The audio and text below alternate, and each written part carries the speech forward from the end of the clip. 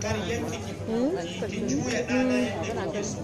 alhali wannan abu taimako ne kyautatawa ne wani sa'i ko ya zo yana ɗan wanki ko kaya a cikin gida ko yana share gida ita ce wallahi kai Allah ya daidaita su ɗana ne zai yi wanki ɗana ne zai kaza sai ka ga waɗansu iyayen da nan kaya suka shiga bokaye suna kai sunan miji ana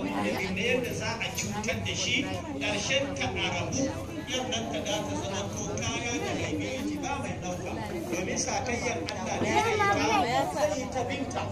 za ki ga ƙarshen ta ko mutanen banza ne suke zuwa da mota suna ɗaukar ta to shi ma wannan don Allah iyaye su rika kiyaye irin wannan sannan kuma iyaye mata ina ba da shawara akwai wani ideology da wani irin tunani da yake shiga ɗan mata yanzu cewa